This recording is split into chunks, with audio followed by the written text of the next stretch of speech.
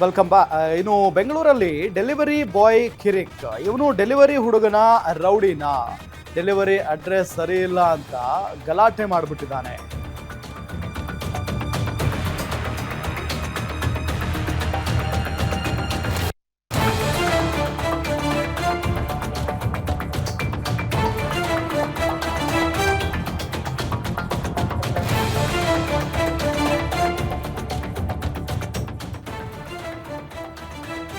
ಮನೆಗೆ ದಿನಸಿ ಆರ್ಡರ್ ಮಾಡಿದ್ರು ಶಶಾಂಕ್ ಅನ್ನೋ ವ್ಯಕ್ತಿ. ಅಡ್ರೆಸ್ ತಪ್ಪಾಗಿರುವ ವಿಚಾರಕ್ಕೆ ಜಗಳ ಶುರುವಾಗ್ಬಿಟ್ಟಿದೆ. ಜಗಳ ತಾರಕಕ್ಕೇರಿ ಶಶಾಂಕ್ ಮೇಲೆ ಡೆಲಿವರಿ ಬಾಯ್ ಹಲ್ಲೆಯನ್ನ ಮಾಡಿದ್ದಾನೆ. ಶಶಾಂಕ್ ಮುಖಕ್ಕೆ ಗುದ್ದಿ ಕಣ್ಣಿಗೆ ಹಲ್ಲೆ ಮಾಡಿದ್ದಾನೆ ಡೆಲಿವರಿ ಬಾಯ್ ವಿಷ್ಣು. ಮೇ 21ರಂದು ನಡೆದಿರುವಂತಹ ಘಟನೆ ಇದು. ತಡವಾಗಿ ಬೆಳಕಿಗೆ ಬಂದಿದೆ. ಹಲ್ಲೆ ಮಾಡಿರುವ ದೃಶ್ಯ ಸಿಸಿ ಕ್ಯಾಮೆರಾದಲ್ಲಿ ಸೆರೆಯಾಗಿದೆ ನೋಡಿ. ಡೆಲಿವರಿ ಬಾಯ್ ಕಿರಿಕನ್ನ ಮಾಡಿರೋದಿಲ್ಲಿ. ಈತ ಡೆಲಿವರಿ ಬಾಯ ಅಥವಾ ರೌಡಿನ ಅನ್ನೋ ಪ್ರಶ್ನೆ ಮೂಡ್ತಾ ಇದೆ. ಎಸ್, ನೋಡಿ ದೃಶ್ಯದಲ್ಲಿ ನಿಮಗೆ ತೋರಿಸ್ತಾ ಇದ್ವಿ. ಅಡ್ರೆಸ್ ಏನೋ ತಪ್ಪಾಗಿತ್ತಂತೆ, ಅಷ್ಟಕ್ಕೇನೆ ಮಾತಿಗೆ ಮಾತು ಬೆಳೆದಿದೆ ಇಬ್ಬರ ನಡುವೆ. ಆಗ ಡೆಲಿವರಿ ಬಾಯ್ ಹಿಂಗ್ ಹೊಡೆಯೋದಕ್ಕೆ ಶುರು ಮಾಡ್ತಾನೆ ಅಂತ ಅಂದ್ರೆ ಆತನ ತಲೆಗೆ, ಆತನ ಬಾಡಿಗೆಲ್ಲ ಗುದ್ದೋದಕ್ಕೆ ಶುರು ಮಾಡ್ತಾನೆ. ಅಲ್ಲಿದ್ದಂತ ನೋಡಿ ಹೆಣ್ಮಕ್ಳು ಆ ಹುಡುಗಿ ಬಿಡಿಸೋದಕ್ಕೆ ಹೋಗ್ತಾರೆ, ಆದ್ರೂ ಕೂಡ ಅವ್ರಿಗೆ ಒಂದು ಆವಾಜ್ ಆಗ್ತಾನೆ ಆತ.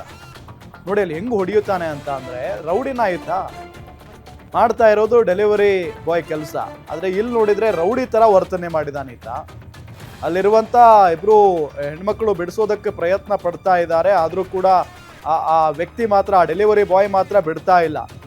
ಇನ್ನೊಬ್ಬ ಶಶಾಂಕ್ ಏನಿದಾನಲ್ಲ ಆರ್ಡರ್ ಮಾಡಿದಂತ ವ್ಯಕ್ತಿ, ಆತನನ್ನ ಗುದ್ದಿ ಗಾಯ ಮಾಡಿರೋದು.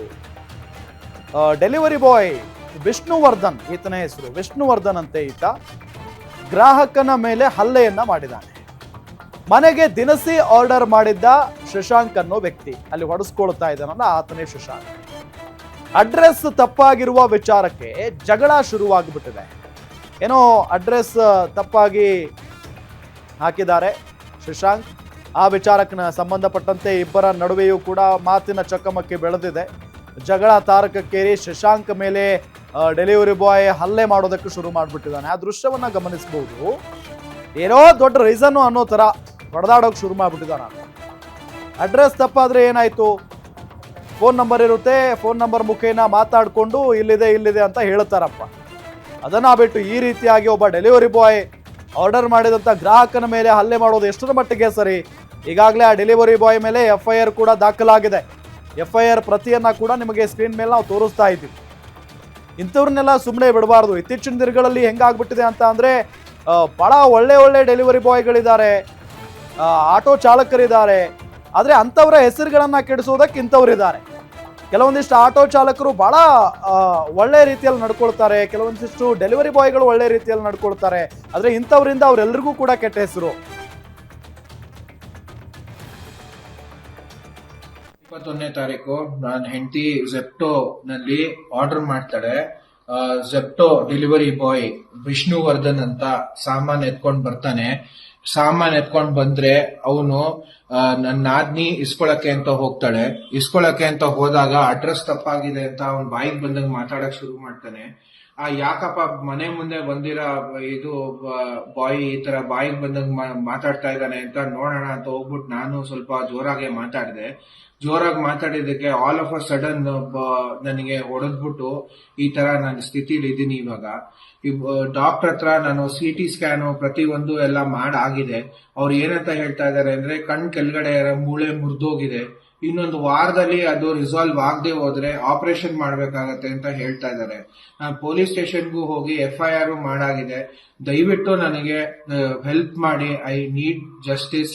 ಈ ತರ ನಿಮ್ಗೂ ಮಾರನೇ ದಿನ ನೀವು ಝೆಪ್ಟೋನಲ್ಲಿ ಆರ್ಡರ್ ಮಾಡಿದಾಗ ನಿಮ್ಗೂ ಈ ತರ ಆಗದೆ ಇರೋಂಗ್ ನೋಡ್ಕೋಬೇಕು ಅಂತ ನಂದು ಒಂದೇ ಮೆಸೇಜ್ ಇರೋದು.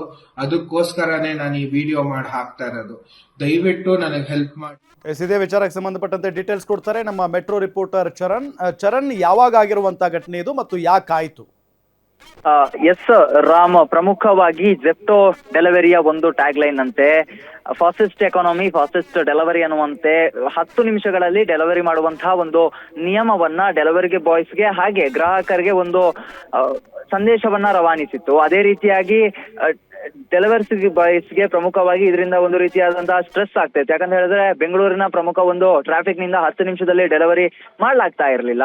ಇಂಥ ಒಂದು ಸಂದರ್ಭದಲ್ಲಿ ಬಸವೇಶ್ವರ ನಗರದಲ್ಲಿರುವಂತಹ ಒಂದು ಮನೆಯಿಂದ ಒಂದು ಲೊಕೇಶನ್ ಹಾಕ್ತಾರೆ. ಆದ್ರೆ ಆ ಒಂದು ಲೊಕೇಶನ್ ಅಪ್ಪಿತಪ್ಪಿ ಒಂದು ಪಕ್ಕದ ರೋಡ್ಗೆ ಬಿದ್ದ ಒಂದು ಕಾರಣಕ್ಕೆ ಸಣ್ಣ ವಿಚಾರಕ್ಕೆ ಈ ಒಂದು ಗಲಾಟೆ ಶುರುವಾಗಿರುವಂತದ್ದು. ಪ್ರಮುಖವಾಗಿ ಶಶಾಂಕ ಮಾಡ್ತಾ ಇರುವಂತಹ ಆರೋಪ ಒಂದು ಕಡೆಯಲ್ಲಿ ಆತ ಕುಡಿದಿದ್ದ ಅನ್ನುವಂತಹ ಒಂದಿಷ್ಟು ಆರೋಪವನ್ನ ಕೂಡ ಮಾಡ್ತಾ ಇರುವಂತದ್ದು. ಇದು ಮೊನ್ನೆ 21ನೇ ತಾರೀಕು ನಡೆದಿರುವಂತಹ ಘಟನೆ. ಸದ್ಯ ಈಗ ಬಸವೇಶ್ವರ ನಗರ ಪೊಲೀಸ್ ಠಾಣೆಯಲ್ಲಿ ದೂರು ಕೂಡ ದಾಖಲಾಗಿರುವಂತದ್ದು. ಏನೋ ಮಾತಿಗೆ ಮಾತು ಬೆಳೆದು ಸಣ್ಣ ಸಣ್ಣ ವಿಚಾರಕ್ಕೆ ಕೂಡ ಜಗಳ ಆಗಿರುವಂತದ್ದು.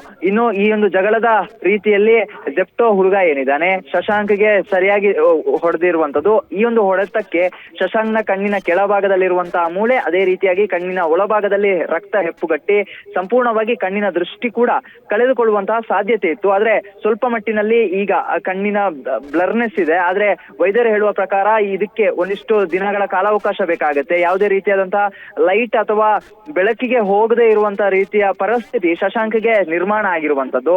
ಒಂದು ಕಡೆಯಲ್ಲಿ ಸದ್ಯ ಈಗ ಪೊಲೀಸರು ಆ ಹುಡುಗ ಯಾರು ಎನ್ನುವಂತದನ್ನ ತನಿಖೆ ಮಾಡ್ತಾ ಇದ್ದಾರೆ. ಆದ್ರೆ ಡೆಲಿವರಿ ಆಪ್ ನ ಪ್ರಕಾರ ಆ ಹುಡುಗನ ಹೆಸರು ವಿಷ್ಣುವರ್ಧನ್ ಅಂತ ಹೇಳಿ ತಿಳಿದು ಬಂದಿರುವಂತದ್ದು. ಪೊಲೀಸರು ಕೂಡ ತನಿಖೆಯನ್ನ ನಡೆಸ್ತಾ ಇರುವಂತದ್ದು. ಮತ್ತೆ ಜೆಪ್ಟೋ ಹುಡುಗರು ಯಾವ ರೀತಿಯಾಗಿ ವರ್ತಿಸ್ತಾರೆ ಅನ್ನೋದ್ರ ಬಗ್ಗೆ ಕೂಡ ಅವರ ತಂದೆ ಕೂಡ ಒಂದಿಷ್ಟು ಆರೋಪವನ್ನ ಮಾಡ್ತಾ ಇರುವಂತದ್ದು. ರಾಮ್, ಥ್ಯಾಂಕ್ ಯು ಚರಣ್ ತಮ್ಮೆಲ್ಲ ಮಾಹಿತಿಗಾಗಿ.